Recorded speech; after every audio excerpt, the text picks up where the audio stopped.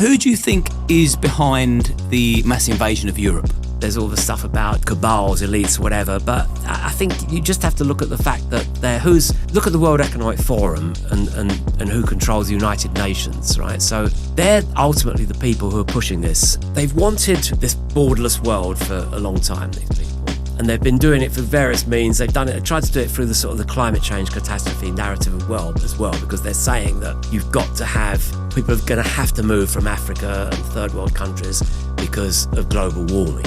They won't be able to survive there. Therefore, we've got to be able to welcome them in to the Northern Hemisphere and Western countries. So you've got that aspect of it. And you've got this other aspect, which has been really the one which they've been really pushing for the last 30 years. It comes again from the same sort of the UN cliques, the World Economic Forum, which is this notion that we have to have that mass migration because of the diminishing birth rates in Europe and the US, right? And the idea behind that, is they say, well, if we don't fix this problem, we're not going to be able to support people. We're not going to have people support them in their old age, because eventually we're not going to have any young people to support the old people. You have to have a birth rate of above, whatever it is, 2, which is the rate at which societies can actually be sustained and thrive.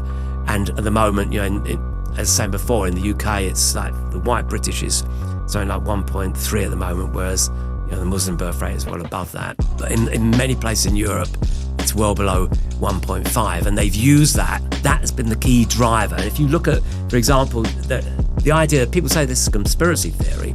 So if you look at, there was a 2000 UN report which was titled "Replacement Migration, Is it a Solution to Declining and Aging Populations?" And people say, well, it's certainly not conspiracy theory, because that document exists and was very, very influential. And you only have to look at that document. I suggest you go and read it. It's easy to find on the internet. You will see that the policies it's proposing are exactly the ones that have been implemented, across the whole of Europe, actually.